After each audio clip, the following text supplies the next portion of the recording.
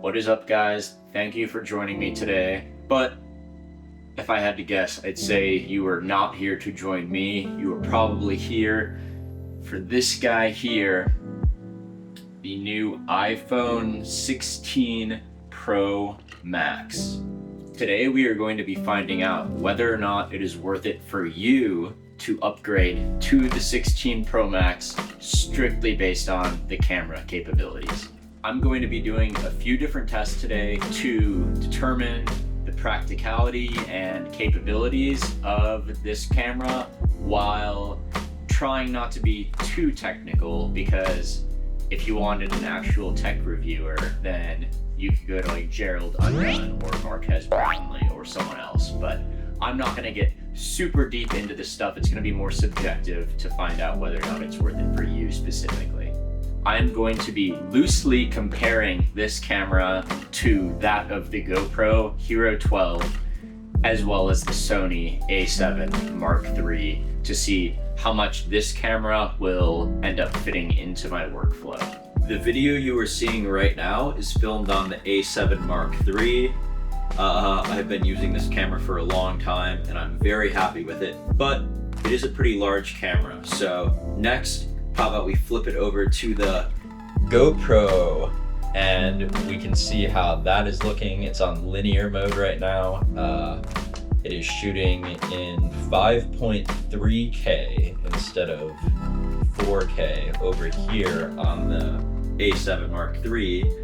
And now I can put on the iPhone and we can see if I could have filmed the intro video on the iPhone just as easily in 4K, but I'm also going to go over some different settings in a second. So this is the iPhone. Okay, you're looking at me through the iPhone 16 Pro Max right now, shooting 4K, 30 frames per second in ProRes Apple log. Now, what are those settings? They're important if you want to get the best quality, so let me explain those to you real quick. Okay, now before we get into the video comparisons, let me show you in settings real quick what you're going to want to do if you want to have the best quality videos possible out of your new iPhone. So first, we're going to go into camera. We're going to go into formats.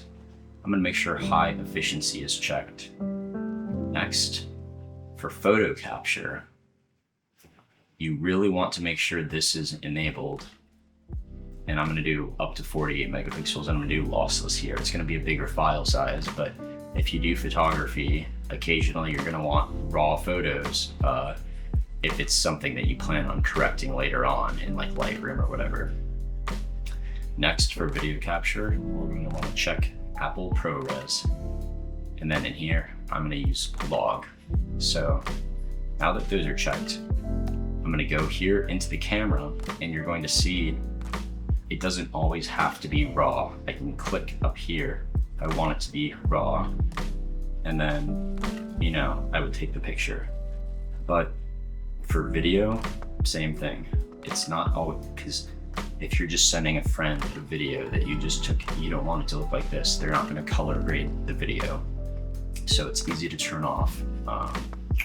But it won't even be an option if you don't have it enabled in settings, which is why we did that. But the big thing here is going to be, if you go into ProRes log and then try to go to 60 FPS, it's not going to let you because you don't have an external storage device, which would pretty much just attach to here through the USB-C, and that is a cool feature, and I do recommend getting one, but since I don't have one right now, and if you just got the phone, maybe you don't either, an alternative is using a better camera app, the Blackmagic camera app right here. And then once you're in here, I'm not going to go through all of the different things that you can do in here. There is a lot, but the most important thing is you're seeing I'm in 120 frames per second, or I can go to 60 or whatever, and we're in 4K, and it will let me. So those are the settings you're going to want to have checked for the most part, and the app is what I'm going to use for any videos I have that are 60 or 120 FPS through here. But for now, let's get into some video comparisons. You'll see on the bottom left corner of the screen what kind of camera is being used for each clip, and then afterwards we can talk a little bit more about it.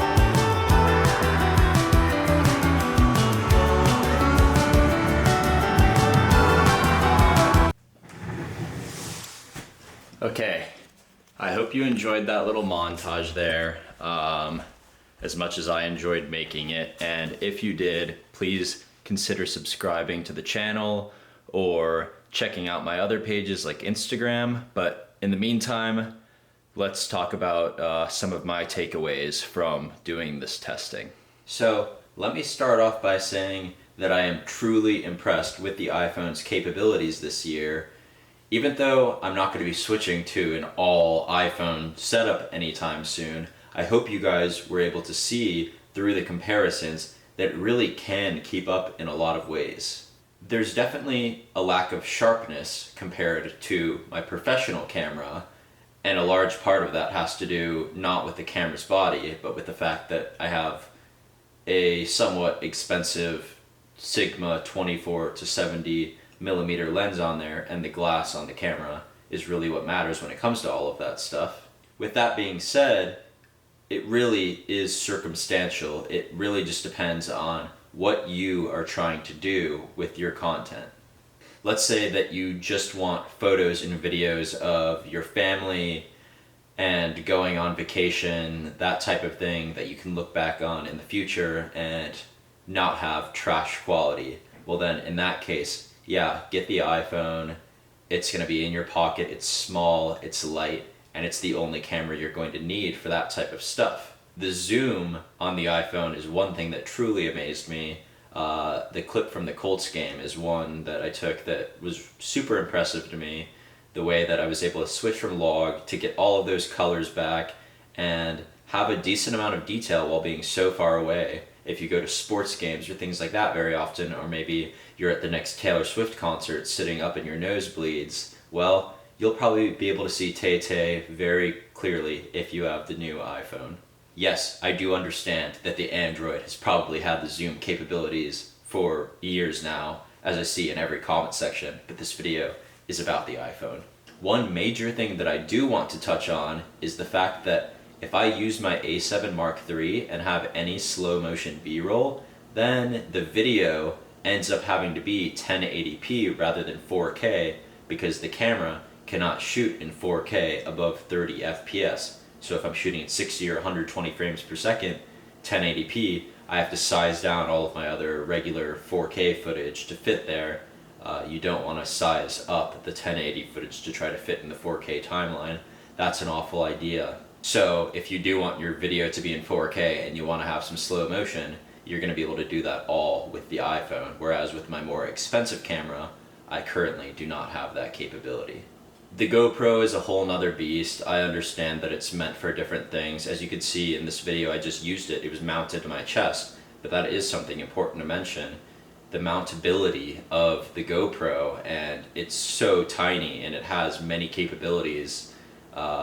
That could make it worth it if you're going to be doing hiking, sports, whatever, just biking around. But if you are just getting the GoPro to have a camera in your pocket that's small, then still I would say stick with the iPro for sure. One more thing that I want to mention before we end this video is that if you're going to be shooting on the iPhone in Apple ProRes, log, whatever, 4K, you're definitely probably going to want the external storage device. I know I showed you guys the workaround, but it takes up so much storage on your phone using the highest quality videos, so that is one downside compared to the camera where I can install these giant SD cards, easy as that. But yeah, it's also pretty easy to get the external drive for the iPhone, or you can just not shoot in the highest quality possible if all you're really looking to do is have these videos to look back on later. Then you don't really need